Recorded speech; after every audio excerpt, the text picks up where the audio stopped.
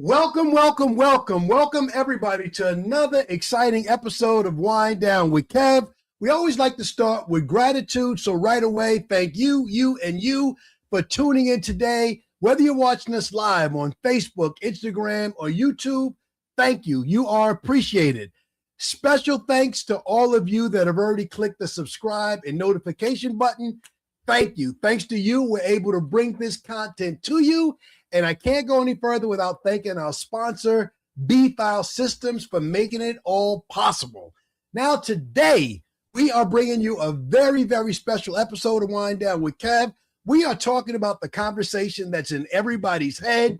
Game 1, NBA Finals last night. We're going to talk about it. We're going to talk about how it feels to walk around New York City today. For those of you that are here, those of you that are across the country and internationally abroad, thank you for watching. Even if you're watching it or listening to it later on your favorite podcast forum, thank you.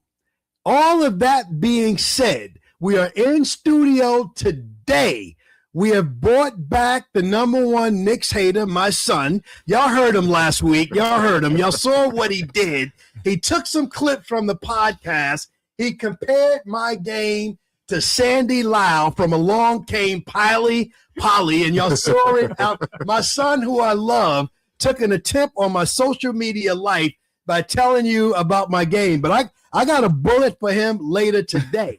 All right. Now, I was talking to D-Matt. That's not the first attempt you've had on my life. You took me to Runyon Canyon. You had me walk up there. That hurt. You worked me out when you were a trainer at Lifetime Fitness. I'm straight off the couch. I wasn't working out. He takes me to LA Fitness. He puts me on an elliptical. He walks me to death. And that night, I lock up on the couch. My whole body, I'm going to kill you. But that's not the only attempt.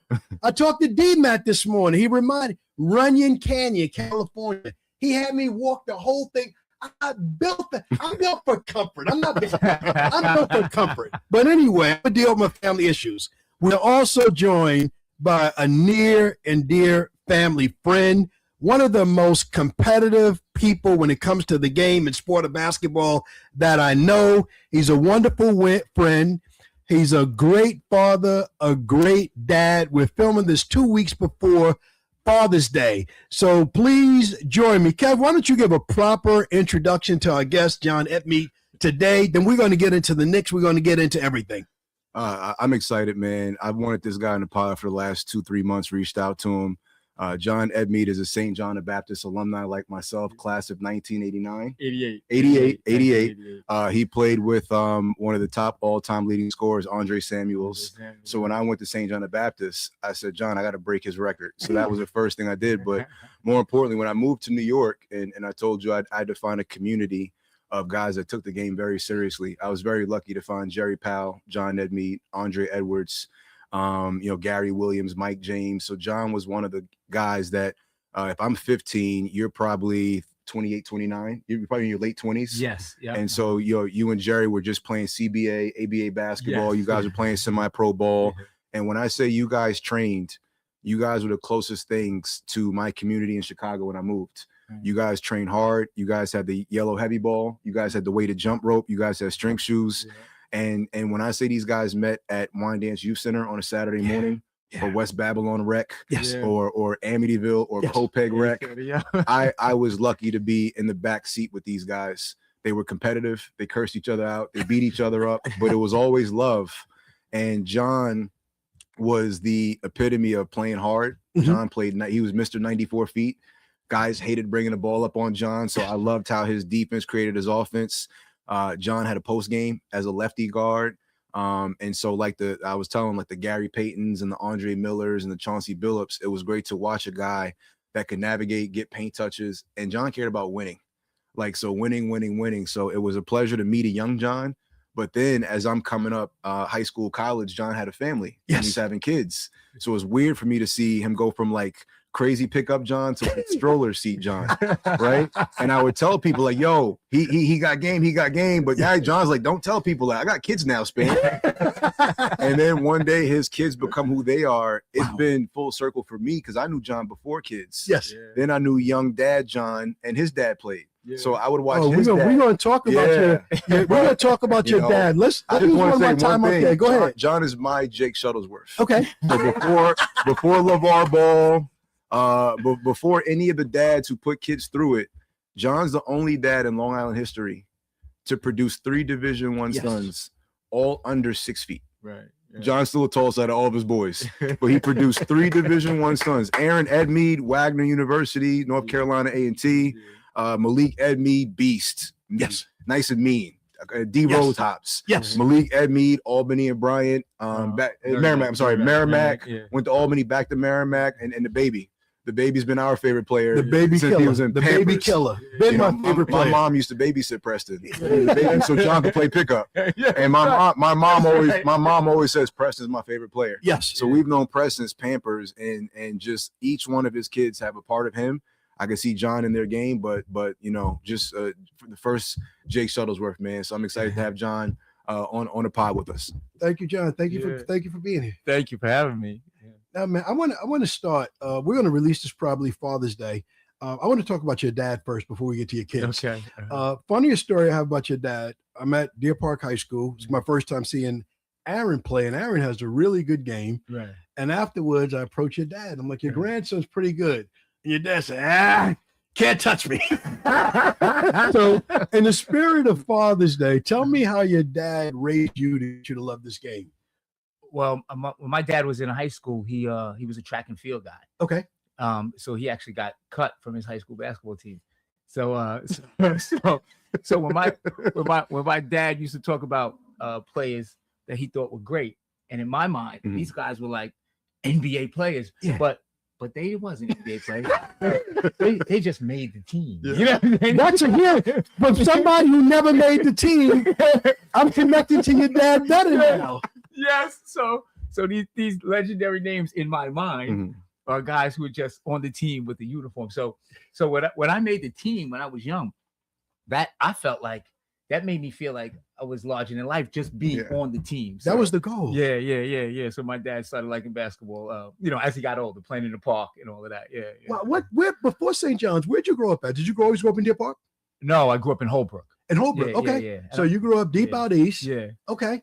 And the dad's goal was to make varsity. Dad's goal was very relatable. Now, John, this is Arlington High School. Your dad was probably in the 60s like I am right now, and he was still playing.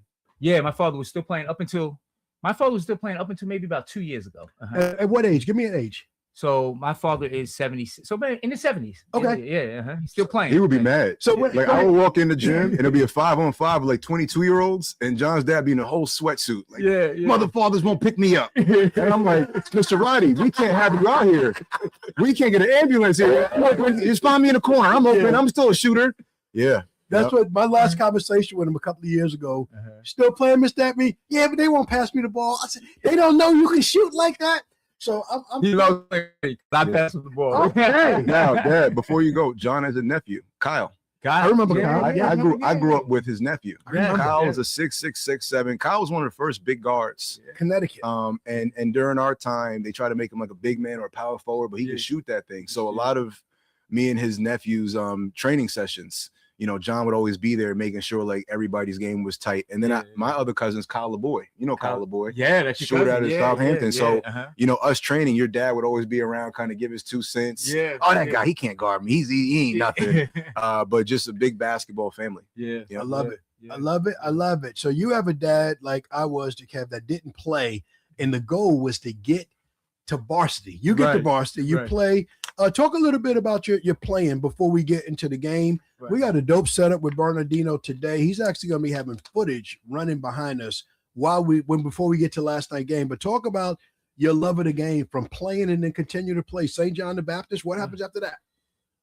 Well, after St. John the Baptist, I was a decent to good high school player. Okay. But I was just fascinated by the process of how players got better. Okay. And when I immersed myself in that process, it took on a life of its own. Yeah. So after St. John the Baptist, I went to junior college. I went to Suffolk Community College. Okay. Then I went to Dowling. Okay. And I was a decent player. I was a good player, and I never stopped playing. I love it. To this day, middle of the pack. Do you still play? I still play. So I understand you're being recruited to play in the rivalries game. In the rivalries game, I'm being recruited. I'm hot. I'm being recruited to play in the rivalries game. They got a Glenn McMillan Pro 50 and over league. I'm being recruited for that. There's still some open division game, guys who play in college. I'm still on some of those teams. So John played with Jerry Powell and Mr. Green, Danny Green's dad, Danny Green Sr. And you were on the team as well.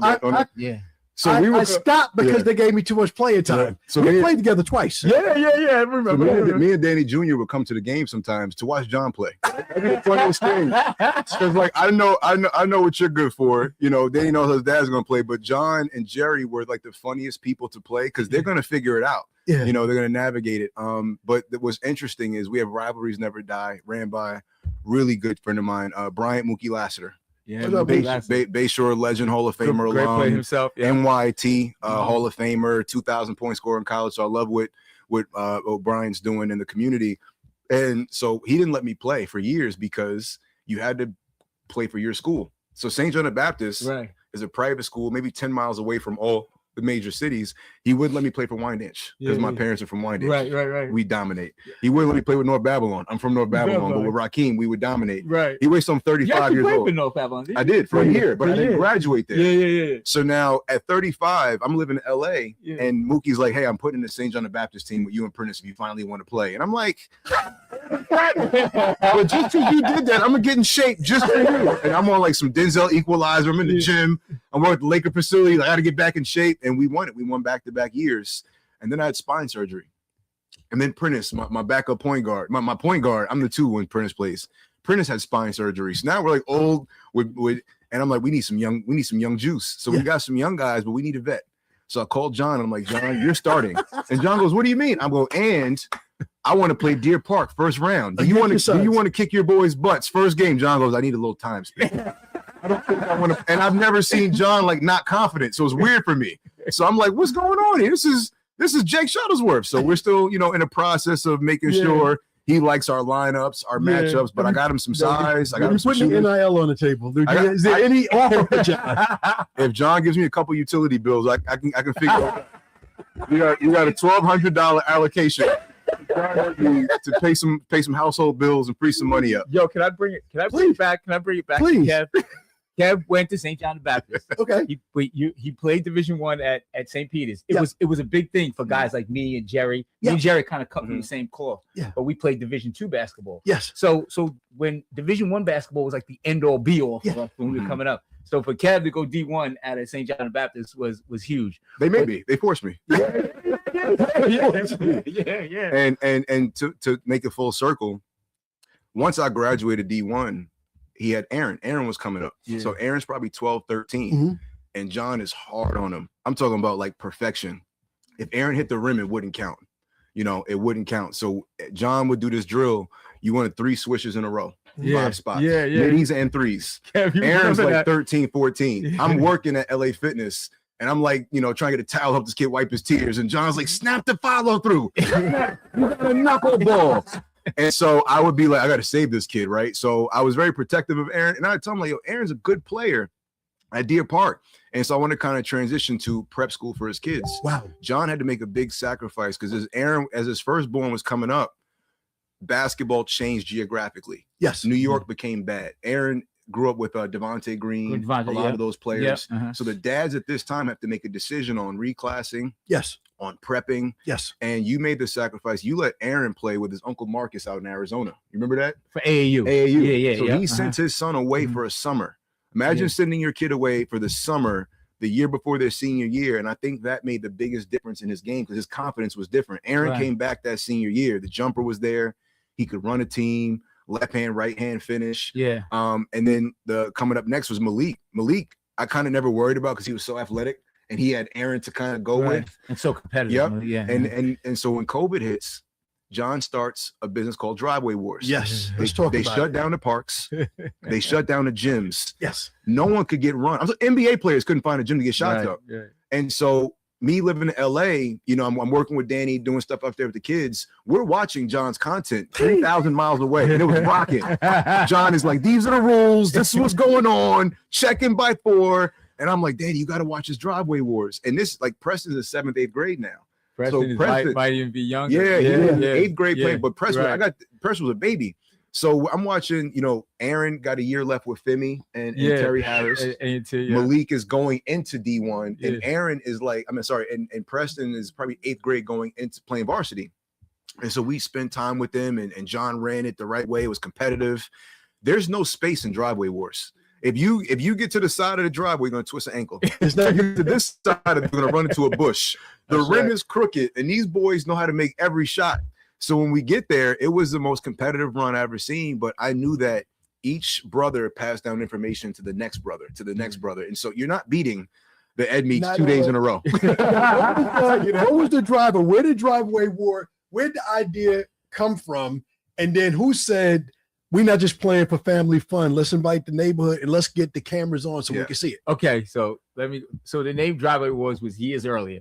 When Jerry used to come by, you know, Jerry would just pop by the house, and call, keep you up on the mic. Put everybody, open my door, yo, come down, Driveway Wars, it's Driveway Wars, and he would work everybody out and call it Driveway Wars. So when COVID hit and everybody's in the house, we were on the driveway playing, you know, 1-on-1s, 2-on-2s, all that, and I was cursing one time, and the phone is on, and Aaron's like, Daddy, chill, we're live. I'm like, what's live? And then I was like, yo, it's Instagram. I really didn't know Instagram, right? I was like, so what do you mean live? He goes, there are people watching us. I go, who's watching? And he looks on his phone. He's like, there's like 17 people watching. I go, 17 people to me sounded like 1 million. I go, 17 people are watching us play right now. Yeah. So I went like this with the boy. I go, they can see me do that. He goes, yeah. So when he said that, I just went crazy. At the time, I'm like, John, I heard Preston's getting some looks, right? And John's like, yeah, but small schools. We want bigger schools. Oh my God. Oh my God. His two older kids are playing like top mid-major. Yeah. Press is going top. Oh my God. We need ACC Big Oh East. my God. It's the camera. The Merrimack coach is tuned in. The Bryant coach might be tuned in. John's like, those schools are too little. Oh my The God. Bay's going the big time. And I'm like, yeah. I'm yelling something in the camera. D1 point guards only. Because I think it's like, I'll think I'm on TV. We actually had the guys like Carson Purifoy would pull up. Yeah. Prentice pulling up. I'm pulling up. And so Gary what's funny Jenkins, is, everybody. So to say it, John said, when I became good, he got older. Now I'm older. Yeah. I'm in my mid-30s. Aaron has 2% body fat, like a Ninja Turtle. Yeah. Malik got a 40-inch vertical, and we're playing 2-on-2. And I'm trying to act. I'm like, John, I drove from Patchogue. My back's tight, my shoulders are tight, my calves are tight. And John goes, Kev, you gotta get next. And I'm like, John, I thought we were cool. I could play right away. I'm cold. I need to play right away. He didn't get how old I was. So now I'm old and I'm pissed. And what happened is John and I think Aaron played the first game. Mm-hmm. So me and Prentice are watching him, and we put a scout together. So I'm like, we're gonna double Aaron every time, make John shoot jump shots. So me and Prentice ran the table, and me and Prentice Small won 4 in a row, and we're talking big trash. But we're just giving him the energy he gave us when we were 15. Yeah. So his kids don't realize we get to come back to the bully. And me and Prentice are like, yeah, we're John Ebney now. It's our house. We don't realize like he's a 50-year-old man with teenage kids. Old man, take a look at my life. How could you let this happen? So now I've been avoiding all of them for the last 10 years because I don't want the retribution. Well, this is I want this no is smoke. a good time to avoid them. Yep. Let's talk about press before we talk about last night's game. Okay. Freshman of the year, CAA conference, Yep. NCAA tournament. Yeah. And now he's going to the ACC. Yeah. Shout out to the big conference. Well, first, before we get there, before we get to NC State, how did it feel to be there? I know you were there playing against Alabama. We in the first round of the NCAA tournament, Alabama. Yeah. How did that feel being there, seeing all of the work? Now, my wife has memories of you working out Preston at like 3 years old. Deer Park pool is hot. She has memories of him coming to Team Green camp. Shout out to Danny Senior, Danny Junior, Right. where she asked him to write his name in. He has no idea how to write his name. He's killer already. But talk about take the whole audience to the where you want to start. You want to start with qualifying for the tournament because he put the team on his back in that game.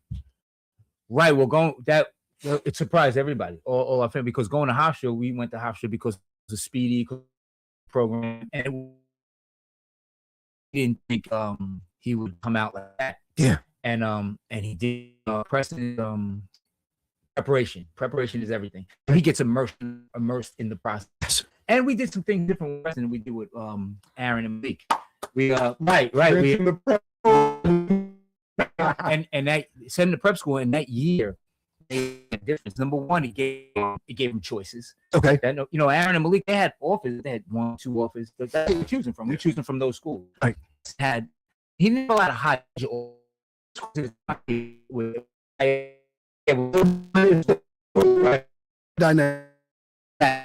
a lot of choices. So we could sit and we could pick perfect for him. Yeah. And it was perfect for him. That process. And I can't even tell you the type of coach he is. I mean, number one, he's a little point guard like Preston. Yes. So that helps. Speedy is a worker at there, so he's probably seen that in Preston. So that helps.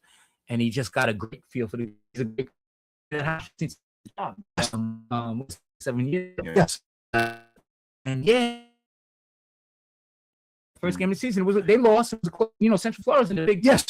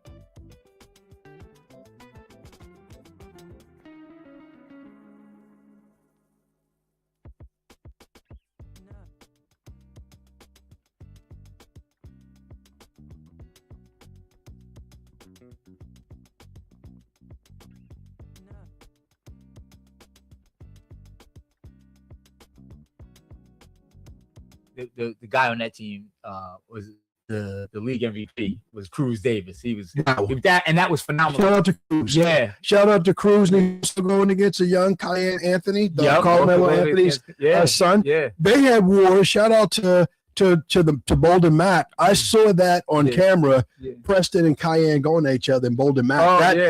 Nigel James was in that game. Yeah, Nigel James. He had a big night. Domingo brothers. Yeah.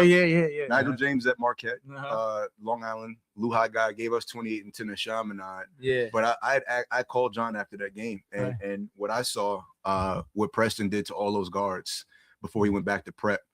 Two things. I said, John, do you realize that if Aaron and Malik had the same year of prep, and you just said it would change their recruiting. It would have changed the dynamic. Now, I've always been, because I went to prep, and I was a small guard. When you're under 6'2", this is a whole Jalen Brunson conversation about can a little guy lead? A year of prep school, and you can speak on this. Preston goes away. Williston, correct? Williston, yep. Goes to Williston. Nobody knows him. He doesn't know anybody. These are the top NEPSAC Northeastern players in the country from 6'1" to 7'1". Yeah. They're from Africa, Greece, China. So what he did in Deer Park doesn't matter. No. Who his brothers, who his dad, who his granddad is, doesn't matter. Nobody knows. Nobody cares. He has to go fend for himself every day. Now, if you know Preston and you know that experience, you know the match made in heaven, Preston's going to come out with some blood. You know, pray for the bear. And what I saw against Alabama in that second half, because I knew the size difference would be a factor. Yeah. Hoff doesn't have the biggest guys in the world. What I love what Speedy did was Speedy had Press set the brush screen. So Preston's at the elbow. He's setting the screen for the lefty. Cruz Davis. Yeah, And now when you double Cruz, he's hitting Preston with a pocket pass. And Press is coming downhill playing 4-on-3. That opened it up. And then in the second half, I saw prep school Preston, who just went for that jumper. Yeah. And so I called John and I'm like, man, Press is dangerous. Yes. And on top of that, this might be the first time in his career where he has the usage rate in the ball. And I said, what if one of the top coaches said, your son gets 18 to 20 shots a game? You give Preston that credit card, it's a dangerous outcome. Yes. And if he's bold enough to take those shots, he's a different kind of point guard. Yeah. And I said, I don't want him to be Steph Marbury, 17 and 10. No. These guards today score. He proved that on the biggest stage. And, you know, for him to go to North Carolina State and put the country on notice, it's getting scary. And I see him in the weight room now. He's in the weight room. Yeah, they got him in the weight room. I called you. I'm in North Carolina watching the Alabama game. I'm going to give it back in a second. And I called you in the middle of the game. Yeah. And you said that you did the same thing with Dante DiVincenzo when we see him in the finals. Yep. You said he has to leave now. Yep. So you had the same conversation with me about Preston. You said this game, halftime, you're telling me, you said, Dad, this is the outcome with where Preston's tracking. This is what's going to happen next. So you forecast and you said, no choice. Right away. Who do you need to talk to? You need an accountant, you need a lawyer. But I said, what your son has done, and I've never done this to a Long Island father in 26 years. He's also prepared me for this business since 98. We used to study the Jacques Vaughns. We used to study the Khalid Alameen. Right. Little guards. I have 30 years of little guard Division I research. And when I say Preston put together a body of work that's worth what it's worth, and he got his number, I was so proud of that. I said, John, your son is worth 7 figures. You do what you want with that information. Talk to like Mr. Green and to Mr. Terrell Harris. Senior. Because he would ask me, where do you think T is at? Tobias is a pro at 16. I just know he's a pro. Danny Green's a pro. We knew that since 5-star ABCD camp. Press probably the third call I've made because of what he did. And I think as a dad, and also you being able to keep him in your backyard, right? 15 minutes away, you can get the Hofstra. But what he did, the world now has to see. And so what was that like, the recruitment process with Baylor, with Oregon, before you made the decision? So we were looking for a great situation, but North Carolina State, Justin Gainey, he's a guard. He played for North Carolina. So we kind of seen, you know, every situation is different, but we kind of seen that Hofstra type, you know what I mean, where the coach can relate. You know what I mean? Because Justin Gainey is a 6-foot guard, and he was a very good player himself. Wow. So we'll see. Yeah. Shout out to my godson TJ Walker, Theo's son. He graduated from NC State. He's very excited that Preston is coming down. I told him who Preston is, what to expect. So North Carolina State, get ready, and I promise you, I'm coming. Bernardino, let's put up the footage of last night's game. Let's run it in the back and let's talk about it. So before we start talking about the game, John, one thing I don't know about you, are you a Knicks fan? Yes, I am a Knicks fan. All right. I got, we all have a lot of successful, podcasts is what it is. We talk about a lot. Let me be honest. I'm a Jalen Brunson fan. There you go. Okay. Same page. Jalen Brunson has family.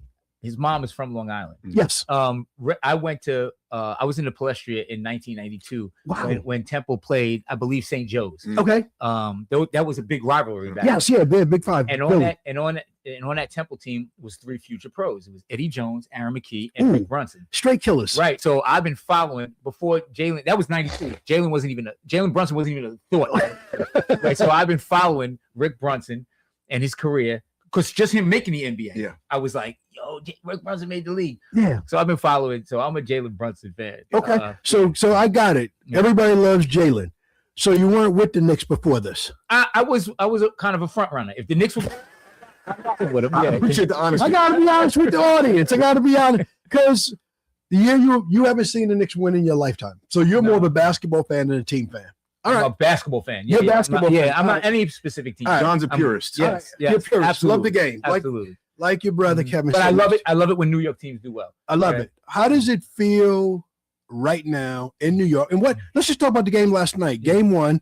How do you feel about the game? How do you feel about the game last night? New York, even when the Knicks went to the playoffs last year, it's incredible when the Knicks are good. Mm-hmm. I work at a Penn Station. Okay. I see the chaos. The beautiful chaos, man. I had. Yeah. Context for the audience. We have an audience that's around the country. Penn Station is the Long Island Railroad. Greatest job ever. Yeah. When you take the train into there, you walk upstairs, you're in Madison Square Garden. You see the energy at every level. What does New York feel like, right? What does the bacon, egg, and cheese taste like in the morning now? There is no better place to be when the Knicks are good than in New York City, especially on the night of a game. It don't matter if it's home or away. Oh my God! Because the watch parties, when they're away, watch parties are crazy. Yeah. You dipping in and out of the watch parties? You see that? Yeah.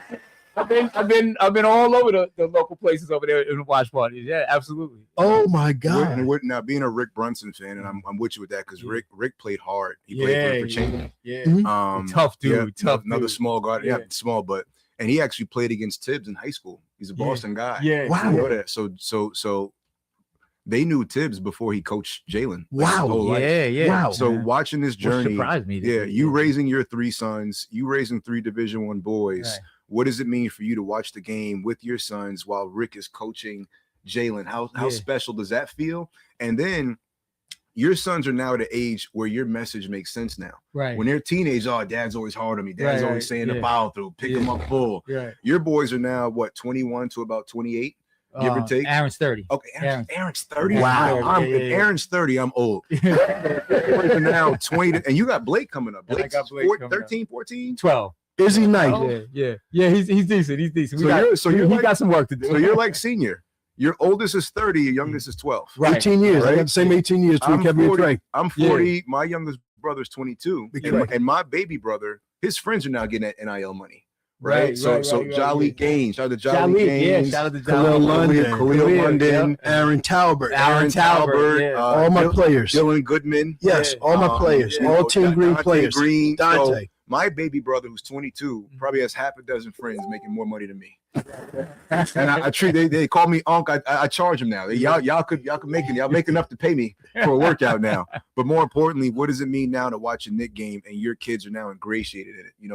Malik is graduating soon. Right. Just graduated, right? He just graduated. Shut up! Congratulations, Malik, with his masters. Let's go. With his masters. Aaron got his masters early. Got his masters already. And Aaron's playing semi-pro ball as well. He was. And Aaron's he's coaching and he's training. He's very involved. We were trying to get Aaron in a G League team a couple of years ago. So Aaron, good enough to graduate with the Masters and play semi-pro ball, and now Preston. What's it like now watching the games and seeing that father-son dynamic and where the game is today? Because the guard is more empowered than they were than '89 at St. John the Baptist in the 2004. Right. They don't have nowadays guards don't have to be a prototypical guard where you only score maybe 10 points would be a lot of points. And now you have to be a dual threat to be effective. And that was really always the case. Yep. But as for watching I love the way Aaron is involved. I love the way Aaron has handled life after basketball. Talk about that, because we don't talk about that enough. Talk about life after basketball as a Division I guard. We all transfer our dreams to the kid. The whole hood, you got to make it. But then, even with Division I, even with a master's degree, it ends. Talk about Aaron handling life after basketball. It's sobering. It's sobering. One of the things. I mean, I'll give myself as a father. I'll give myself all the props. But everybody, nobody's perfect. And one of the things I kind of missed was after basketball. I kind of took that for granted. Yes. So it's sobering. So that's why I don't mind it at all that the kids get all this money, because to play, especially at the side, especially being under 6 feet. Yeah. To play Division I basketball, being under 6 feet, I don't care whether it's low major or high major. You have to put everything into it. Yes. Everything into it. So you ain't got time for an engineering program, the internship. I want to be a lawyer. No, you have to put your whole heart and soul into it. Mm-hmm. And then 1 minute you at the free throw line in front of 50,000 people, and the next minute you applying for an entry-level job. It is sobering. Yes. So yeah, and Malik is going through that now. Aaron went through that, and I'm so proud of the way he's navigated that, because it wasn't easy. No, it wasn't easy. No. And so now Aaron's a father. Aaron's working. He's trying to navigate through different careers he might want to do, and he's still heavily involved in basketball. His training. Yes. Biddies get biddies. Biddies get biddies. Yes. Him and Solo. Yeah. His training videos are great. Yeah. Specifically coming from, like I say, your best friend, Jerry Powell. Yes. And I would say you were just as instrumental in those basketball results days early on as anybody else, just being a dad, doubling down on Jerry's work. Right. But now watching Aaron kind of take that, and he's doing it at Hofstra. So I love that Aaron's doing the training, but then he can get on the court and cook the kids. He can still play with them. So as an old guy, I'm like, Aaron, get him, get him. So I love seeing what he's doing. And let me ask you this. Aaron finished his career at A&T. Right. I'm pretty sure Preston and Malik went down to visit him sometimes, maybe work out with him. Yeah. How influential was Aaron going to A&T, and now Press chooses North Carolina State? You kind of keep that, Tobacco Road, only at 45-minute flight for mom and dad to get to RDU. Yeah. What is that like that both big brothers could kind of stay protecting? Yeah. I grew up in Chicago. You know that. Yes, I know that. Yeah. Derrick Rose had the older brothers. Yeah. Right? And they were good players. Stephon Marbury had the older brothers. Yeah. So what people don't know is as Press is developing, he has two older brothers, one that just finished. Yeah. One that's been out for a bit. Right. And me personally, I gave you this idea. I would love for the Edmees to have a point guard clinician or a point guard academy. Yes. I'm signing up right away. Right. I got a 2.5-year-old son. Get on his mother's nerves. Right. There's nothing more I would love to do than pay that fee plus a tip to drive him off to the Edmees for 6 hours and pick him up and know he's going to be trained. Right. I would do that. I would drop Caleb, Nathan Span up to the Edmees Academy, and I'd be the last father to pick him up. Mary, are you listening? Mary, help! Because I know that between John and John's three sons, my kid's going to be everything needed for the guard today. So speak on that, what that's like having that of the brothers, and now Preston be able to come up and having those two older brothers who've already been there and navigate, and they're going to make sure he's good if he wants to continue to play pro, if he wants to go to the league, if he wants to start a business. Two older brothers protecting him. That's a blessing. Right. That's a blessing. And the way how Malik is a mentor to Preston, and how Aaron is just very protective of Preston, and really right there by his side. That's a blessing. Yeah. That's a blessing. And because Preston idolizes his big brother. Of course. Yeah. Of course. But they can't guard him no more. Yeah, it's tough. It's tough. I gotta give them the support because they can't guard baby bro no more. Right. But they've given him so much. So much Yeah. of their game is in Preston, but Press is like, give me the keys now. It's Preston mine. has been a problem. Coaching against Preston, coaching against you and NBAC. First Malik. We coach against each other. And Malik is the best player in the league. And I'm telling you that. Thank you, Kat Golson, for being my assistant coach. We got you in the playoffs. Right. But I'm complimenting you, hey, John. He's the best player. It was a great game. We're talking Kat Golson adjusted the defense at halftime, but I tell you afterwards that John, Malik is great. You're like, Kev, he's a football player. So I never saw him play football, but he's the best player in this league. I don't know about that. When does Malik put the football down and just dedicate himself to basketball? That's Jerry Powell. You know what I mean? Because I really did think Malik was a football player. Because he used to grab that basketball and he was good. He gets to where he got to go. But I was like, yo, he's a football player. And Jerry was like, no, he's a basketball player. I didn't know about that. I know in this league, very competitive. We got a lot of kids still playing with the lights on NBAC. Yeah. He was the best. So these are great, great stories. Right. the game is behind us. Mm-hmm. Coach, did you stay up last night and watch the game? What did you think? Or did you catch it on YouTube this morning? So I saw the first 3.5 quarters real time. All right. The fourth quarter, watch me because I'm washed and I changed 15 Pampers a day. The first thing, this is a feel out game, kind of like boxing. You know, you grew up a Mike Tyson fan. If you're a boxing fan, that first round kind of dictates the rest. I wanted to see where the Spurs' legs were coming off a 7-game emotional series. Okay. I wanted to see where the Knicks' rust was at the same time. And then the pace mattered because with that pace, I don't know if you saw the first time out with 7:30 left in the first quarter. Yes. The Knicks were tired, right? Carl's breathing, OG's breathing, you know, so you're looking, the guys are missing shots. Now, the interesting thing is the Knicks have to keep the pace up to try to get Wemby tired. Right. Whether they're making shots or not. Right. So Josh did not have a great shooting game. I think Josh was 0 of 3 from 3, 1 of 5. Right. Josh had 15 rebounds. Beautiful. So that bought extra possessions. And several assists too. Mikal didn't shoot well. So when you look at Josh and Mikal, the Villanova best friends, if they don't do well, then where do we get it from? Alvarado, Shamet, and Deuce. Those guys combined for 26. Beautiful. Those 3 guards give you 26 when Mikal and Josh could just focus on defense, rebounding, extra effort.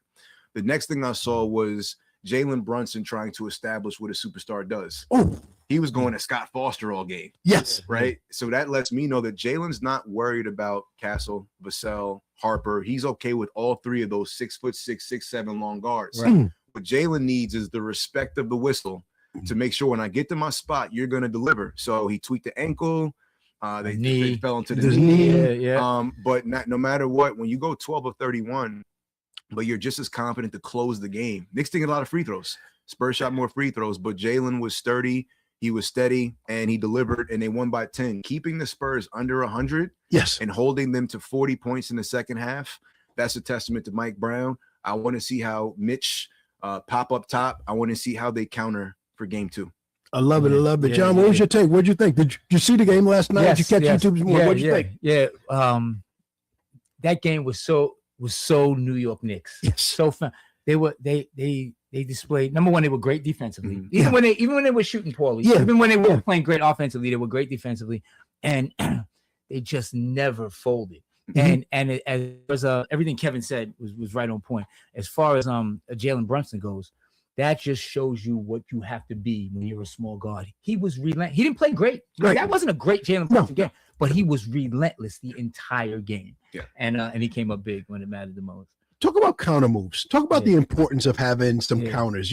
We have challenging conversations about LeBron James. You always ask me when you were coaching, I would ask you, can this person play? And you'd be like, Dad, what does he do well? Yeah. And what happens when you take that away? Talk about the bag of counter moves that Jalen Brunson has. This goes to what John said before we started rolling: 3-level, 4-level, 5-level score.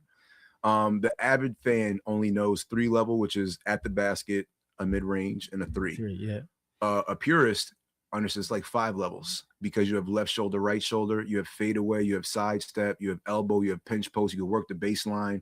So understanding the basketball court, Jalen's okay going left and right, stopping on the dime, left and right, stopping on the dime, then step through, then he could step back, then he can spin off the step back. Jalen Brunson might be the best post player in the NBA at 6'1", maybe 195 pounds. So think about that. When you create positionless basketball, but Jalen stays true to Rick's training. Rick was a post-up point guard. Rick gave that to his son. So Jalen's whole thing, and you can find this on YouTube, Jalen says you're probably never going to get straight line to the basket in the NBA with the best athletes in the world. So what happens when a guy stops you? Do you pick the ball up? All right? Do you look for a handoff? Do you look for a pass? Or can you keep your dribble alive? Play defense on offense using your shoulder, your hip, using your footwork to get to a spot. And I just think Jalen at 6'1" is the best post player, but also his knowledge of how to navigate around and play off 2 feet. John, can you speak on playing off 2 feet as a guard, specifically when you lost your first step? I lost my first step. I got turf toe right now. I have to figure out, and it's a gift and a curse, that because when I play young guys, I say 2 dribble max. Yes.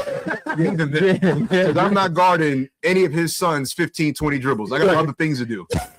2 dribbles max, and we're playing a 3. Yeah. I got 900 moves. Oh, you talking about one-on-one? When I play ones, I play 2 dribble max. Yeah, Right? That's for me, not that's that's great for one. us. Yeah. But John said it. John said, when you lose a step and you're not the fastest guy, you don't jump the highest, you're not the quickest, you got to not play in angles. Right. So talk about how Jalen playing off 2 feet, he's always able to navigate and get to a spot with a more athletic guy that's younger. So as a point guard, if you're a good point guard, you're already a decent decision maker as it is. So when you can hold good dribble and you can play over 2 feet, and obviously Jalen Brunson puts the work in. So he's you know what I mean? So a lot of that stuff he's an automatic pilot when he can find his shot. But you can see that it's not all about scoring. It gives you a chance to see the court. Yeah. And when you're a threat, so now the doubles coming from here, you're hitting this one, the cutters, you're hitting the cutters. And now once everybody's afraid of you, you own the game. Yeah. Once everybody's afraid of you, you own the game. Yeah. Rush hour traffic dribbling. Mm-hmm. That's what makes me nervous when I watch the game as a person with the suspect handle. Those big guards. Right. Let's give credit where credit is due. The San Antonio Spurs guards, and there are 4 of them on the court at all times. Not just Castle and Fox. I consider Vassell, shout out Andrew Vassell, my guy. Devin played well last night. Mm-hmm. And Champagnie. They're all guards. They're all 6'7", 6'5" guards. Mm-hmm. Yo, can I jump in? Please. Can I jump in? Look, I love Wemby. Everybody's on the Wemby train. Right. I get it. He's phenomenal. He's an alien, completely talented. The reason why the Spurs are where they are is because of who you just said. Yeah. De'Aaron Fox, Castle, Quinn Harper, Vassell, and Champagne. Kelvin Johnson. Kelvin Johnson. Yeah, the guards will guards / playmakers will forever dictate where you go. Yes. You know what I mean? That will forever. Yes. So I'm not, no knock to Wemby. If you guys go national, I'm not Wemby. You're an alien. You are not the reason why the Spurs are where they are. Yeah, it's all the ball handlers. Yeah. I would say Stephen Castle is probably the closest thing to a young Gary Payton. He's just 6'5". Yeah, he's a beast. He's picking up, and he's still getting you 18, 7, and 4. Yeah. And so when I ask young people, he's not even a great shooter yet. Yeah, when I ask young people, hey, who plays the hardest in the NBA? Not James Harden, not LeBron. I'm not knocking these guys are 50+ win MVP candidates every year, but do they play hard? Right. So Castle had to guard Denny Avdia from Portland first round.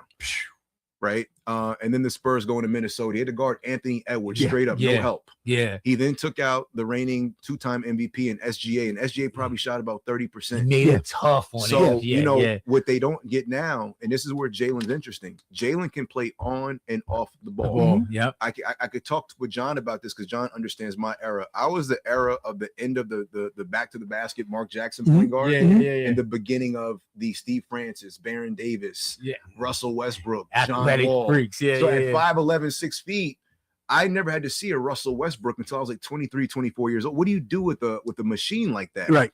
What Jalen does is Jalen could be your prototypical point. He had 13, 14 assists last series when Cleveland took the ball in his hand. Yeah, he could definitely also get you 30, right? And so the ability to get 30 or 10 assists is probably the hardest thing in the world ever now because of how the game is played. Jalen's good enough to do it. So Mitch has to make an adjustment.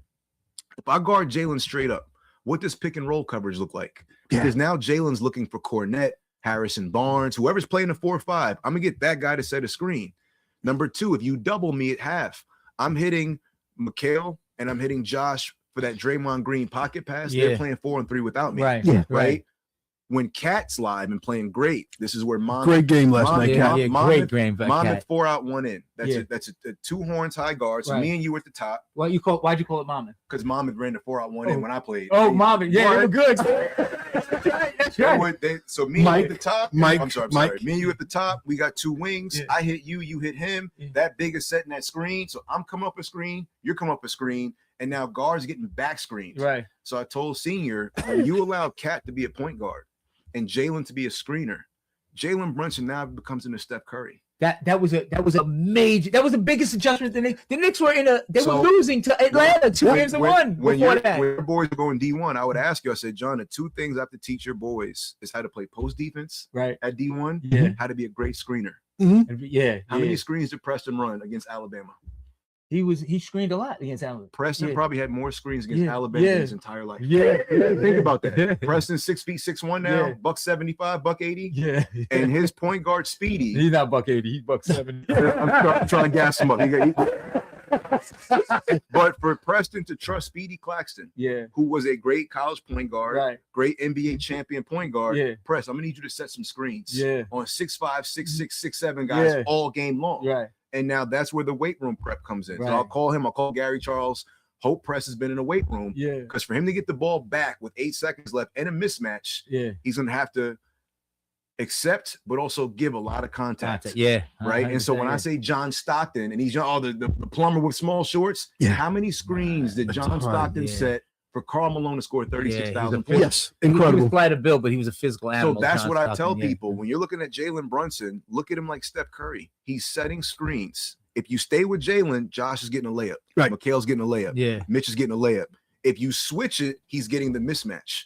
Now Cat's following with a ball screen. Now Cat got a slip. So credit to Mike Brown, who made the sacrifices that I don't think Tibbs was capable of making. No. Just because Tibbs trusts a small rotational lineup and Tibbs lets your players be played. You're going to get paid playing for Tibbs. I'm about to say, you get paid. Hey, you're getting 38 minutes. You're never coming out. You're getting a big contract. But Mike Brown has made the adjustments. And I want to give another shout out to Mike Brown because I saw some content with Robert Ory talking to Stack and Matt Barnes. Right. They talked about LeBron's first championship. 07. Yes. Young LeBron. Yes. 48 special in the Pistons. But what people don't know is Mike Brown started his career with the Spurs. Wow. So when they got to the championship with that young LeBrons, the Junior Zilkowskis, Boogie Gibson. Right. Yeah. Robert Ory said it was the easiest championship because Mike Brown was running all of our Spurs plays. Our pin down, our twist, our like Mike, these are our plays. Right. But look, keep LeBron off the paint, make him a shooter. We beat him in 4. Easiest championship ever. So full credit 20 years later that Mike Brown has traveled, man. He's coached the Lakers, the Kings, the Cavs. He's helped Steve Kerr with a couple rings, but now Mike gets to right those wrongs. And I love a redemption story. Yes. So for Mike to create an offense. A lot of people don't know that. For Mike to create an offense to beat his old employer and an old Hall of Fame Popovich, there's a lot involved in this championship. So nuanced. Let's take a time out for Popovich. I saw a reel yesterday. My first time seeing Popovich talk since his stroke. You've met Popovich personally on many occasions. And he's taking off his jacket. He says, I have a new job. I'm no longer a coach. And he pulls it off, and his teacher says, El Jefe. He's the boss. The boss. I also saw as they removed his jacket, it doesn't look like he has the use of his left side. Talk about Popovich just as a basketball mind. You took me, thank you to you, thank you to Danny, to see them work out. As a business person, watching the process of perfection, how do you become elite, the detail work that they do, just incredible. But talk about Pop as a person and the fact he's still contributing behind the scenes to this. He's a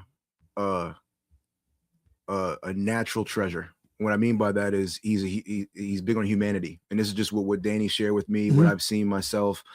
He's invested in his people. He's always teaching. As much as he is about the detail, he's also mindful to say, hey, this is a small thing going on compared to the world wars and people being hungry and people needing resources. So he's a person first. I think the second big thing is Pop is big on 0.5 basketball. 0.5 basketball is making a decision in 0.5 seconds. If I swing it to John and there's a bad closeout, John has 0.5 to dribble, pass, or shoot. He wants you extremely decisive. He wants you to be a star in your role.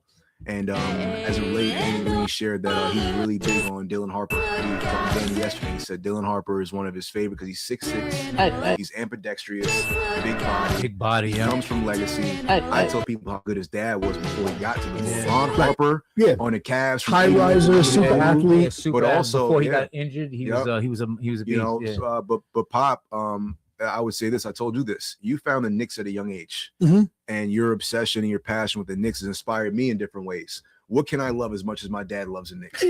Right? What can I commit to when things aren't going well? The way my dad is committed to the Knicks for the last, right? But I told you, you're the definition of find what you love and let it kill you. Yeah. You know, Pop has found this game. He loves it. He's a West Point guy, kind of like Bobby Knight and Krzyzewski. So him having that militant background, but also being a world connector. He recruits from every country.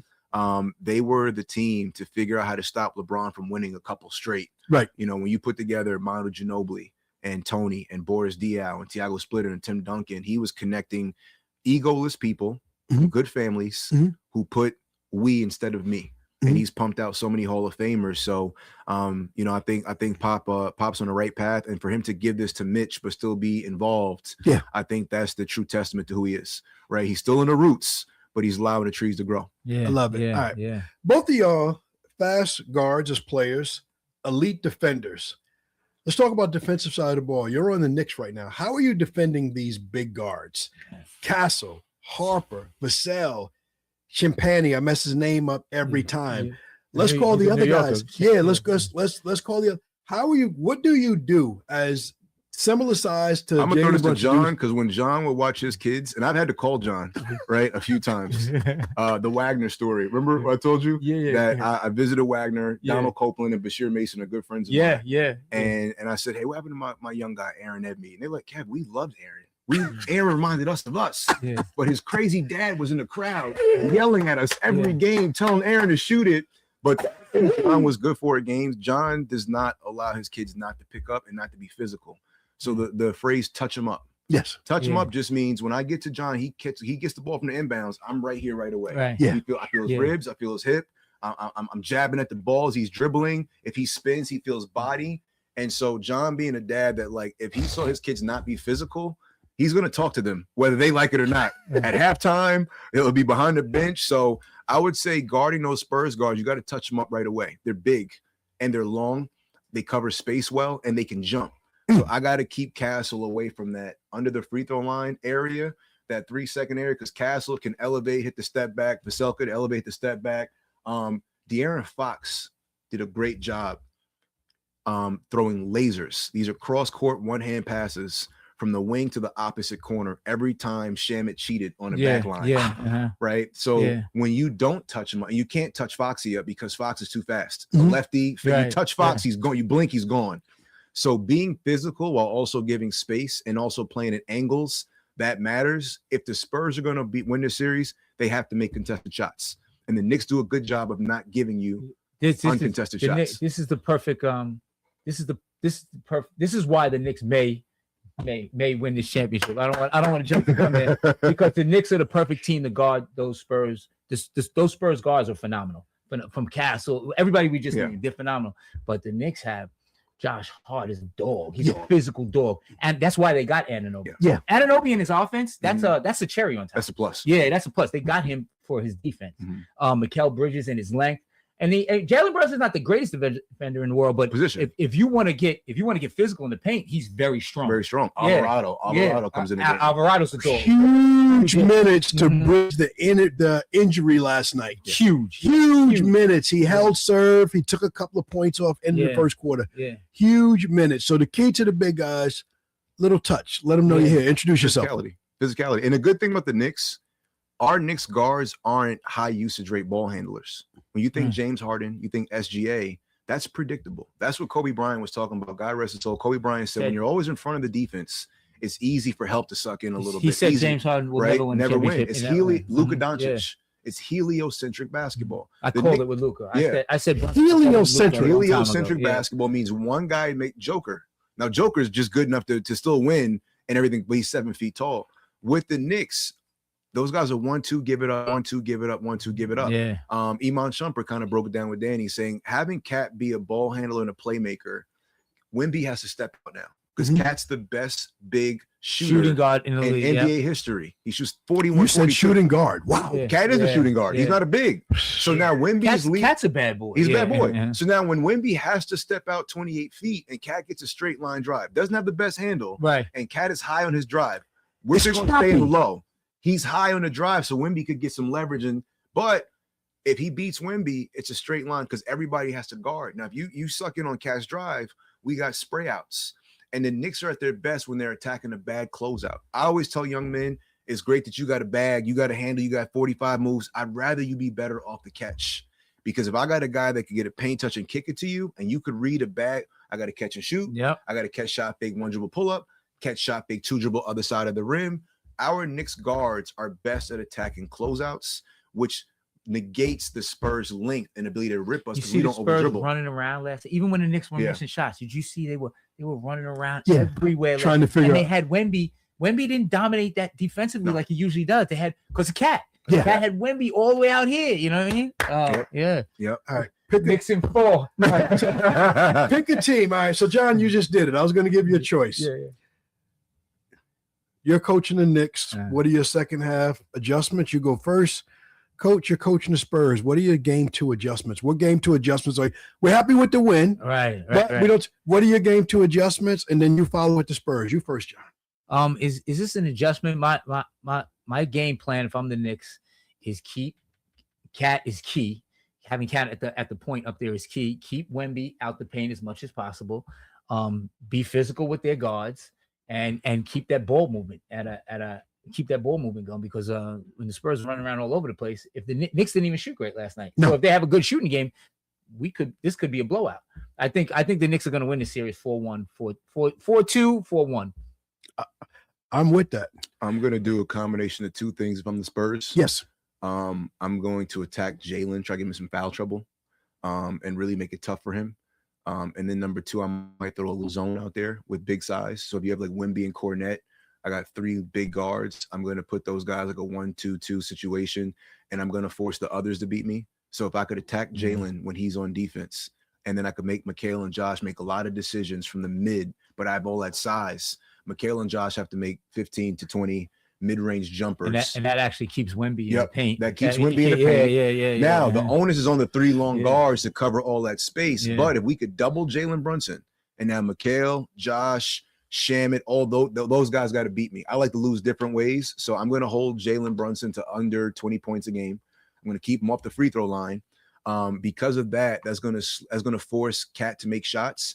But in all honesty, at the end of the game, if Mikal, OG, and Josh take a combined 35 shots and I keep Cat and Jalen at bay, I like game 2 for the Spurs. So you like that you're going to force somebody else to Jalen got 31 shots up. That can't happen. You can't try to win a game and let the best Mr. Clutch get 31 shots up. Yeah. That just can't happen. Right. Even if he shot bad, just the fact that he's garnering all that attention. Little, now I know that ankle and that leg is gone. I got to post him up. So I got to run a lot of action where Jalen's always getting hit on screens. And I got to have the bigger guards in transition attack his body every time. We got to make Jalen's life a living hell. Spurs games. There you have it. Game 2. Before we wrap up, by the time we release this, we'll be approaching Father's Day. We know Division I, 3 Division I sons. Talk about the importance of a father. I'm going to make a statement. When I think of some of the best players from our area that went all the way, when I think of Danny, when I think of AJ, when I think of Tobias, I think of the role of their fathers in their life. And I'll make a statement. Fathers will take you farther. Right. What's your reaction to that statement? I love that statement. The big thing about fathers, everybody has a different way. I'm not saying my way is the right way, but as a father, you're not there, not in their formative years. You're not there to be their friend. You're a man. You're raising men. The world is unforgiving. So discipline rules the day. So yeah, that's my take, because and so our kids played at a high level, so they had to put a lot into it. And like we just talked about this. And so that adjustment when you don't go pro, because that doesn't mean your career was a failure because you don't go to the NBA, but most people don't. And so you're gonna, that's how I tried to explain it to Aaron, that's a mirror of life. Life is going to throw things at you constantly. But like the way, that sobering feeling that you feel when it's over, when your college career is over, that's how you're going to feel throughout life, every so often, a lot. It never ends. And so as a man, you're judged on your ability to provide and protect. Whether you have a family or not, as a man, you have to be able to provide and protect. And so it's not sweet out here. You know what I mean? Yeah. I love it. And this comes from, we didn't say it, but you have how many years at the railroad? 29. 29 years at one of in working with people, helping people retire and everything. Obviously, you have the work for the best company that's available in Long Island. I think it's incredible, but it's demanding. Right. So it's not sweet. No, it's not sweet. It's been 29 years and your oldest is 30. And my oldest is 30. So how much did your first son inspire you to be the provider and protect you? Decided. Oh, that was everything. How long he's been with Allstate? How old I am? Same thing, same parallel. So I'm 40. He's been with Allstate 40 years. Yeah, Same parallel. Once you come, then we stick this out, we ride it out, and in between, we find the time to train. Hey, John, no, full disclosure. I know y'all think a lot of me as a father, but Long Island Railroad, when he's born, 1986, I'm working in Dykeman. Yeah. I'm taking a train in the Penn Station, a train up. My wife's dropped me off 6:20 in the morning. I get home about 6. Yeah. I come in, she picks me up, gives her a kiss on the cheek, him a kiss on the cheek. I'm changing. I'm in Wyandanch Park immediately because I'm like your dad. I got better later. I graduated at 5'3". I get to 5. I got buckets to get away. And I have to get to the park. So I wasn't there. It's not the father you want, but that was working on to play. Ask him where he was when I was born. We're playing. And no. Sit in the parking lot, talk to my buddy, and they said he'd be here in like a day. He came an hour later. When I get back, I'm late. So fathers, do your best. Give yourself a chance. Coach, closing comments as we land the plane. I would say, man, a dad is a standard, you know. And when I went to those camps, and Tom Kachowski, RIP, great recruit out of New York, he would just say things like, you have a bigger chance to get struck by lightning and bit by a shark than making a D1 to be under 6 feet. Right. And that probably perturbed 300 kids out of the 350 at camp. But when you have a dad at home, and I don't give a damn about those numbers. Right. Did you get your shots up? Did you take out that trash? I would say parents, call it parents. Don't even call it a dad, but parents having a Division I household matters. And what do I mean by that? If you go to John's house and you look at what he feeds his kids, it's probably Division I nutrition. When it comes to grades and what he expected from his kids grade-wise, you bring a bad grade to him and Miss Chrissy, you got to deal with me differently. So the academics, the nutrition, then when they play all the time, the strength and conditioning, the push-ups they do, the pull-ups, having that set up. So when coaches come to recruit, and I would tell him this, I'm like, John, you already run a tight ship, right? and it's rare because when I was coming up, if a coach said, hey, I'm gonna call your dad and say you're underperforming, I'm scared. No, don't call my dad. I'll work harder. I'll clean the chalkboard. I'll dust it. But you tell a kid that today, call my dad. I don't care. You call him right now. And I'll transfer like that. So the difference is the kids that are transferring every year, looking for an easier AAU team, looking for a nicer trainer, that's not going to give you the result you want. Division I is about how much adversity you could accept and make your next shot. And when I would talk to him, like, John, I don't know if your kid's D1 because one game. They got to be good for 9 months to make a D1. Ask him how often his kids were out of shape in a 12-month calendar. The answer is never. Because Division I requires all of it. But I'm very happy for where you are with your boys because you have one in each chapter. You have one that's been out for a bit, one that just finished, one that's just starting, one that's 12. And so all eyes are on you, man. I wish you so much success. And I truly believe that you have a gift that you can share to all the dads, all the young dads, all the coaches. They look up to a guy like you because you cut no corners to get here. You put 3 boys through D1, all different parts of the country, upstate, North Carolina, anywhere you can go. John Edme's recipe works. And it meant nothing for me to give you your flowers and for us to give you your flowers because, you know, that's a household name to be reckoned with. I hope it's branded. I hope it's incorporated. We'll get you some sponsors. And we got an NIL package for the Edmead family because that's the closest thing, you know, that I've seen. Because it works for everybody. It wasn't just one boy or two, it was all of them. And we're excited for Blake now. You know, Blake got all the pressure right now. Blake is like, he might be the biggest too. Blake's tall. Very tall for his age. So, man. But shout out to the Knicks. I got the Knicks in 5.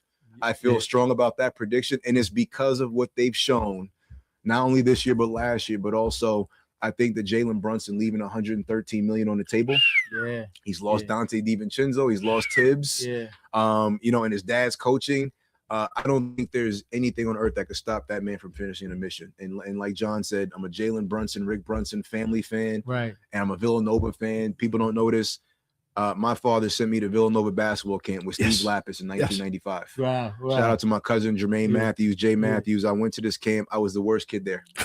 I had the Chris Webber sneakers on. He paid $400 for the week. I was the worst kid. Ed Pickney picked me to do a shooting competition. I was the worst shooter there. And so full circle, to watch him, to bring him down to the Villanova Championship 2018, that was my full circle to pay him forward. Wow, and nice, we watched Jalen yeah. Brunson win a championship. I feel the same way I felt in 18. Yeah. I feel pretty good about these Wildcat kids. Yeah. As a Villanova camp alum, I think they have what it takes. So Knicks in 5. I love it. I love it. Yeah. There you heard it twice. Knicks in 5. That's our post-game analysis after game 1. Stay tuned to the games. Enjoy it. Watch it unfold. We open with gratitude. We end with gratitude. Thank you, you, and you. Whether you're watching us live on this podcast right now on Facebook, IG, or YouTube, thank you. If you're listening to it later on your favorite podcast platform, thank you. Super special thanks to all of you that have already clicked the subscribe and notification button. Thank you. But if you didn't, you're going to want to know when this drops. Just click that button below. Subscribe. Stay tuned. Who knows we're going to bring here next? Who knows where we'll be at in the finals next week? But we'll be here till then. Until next time we share time, stay blessed by the best. Peace. Double. You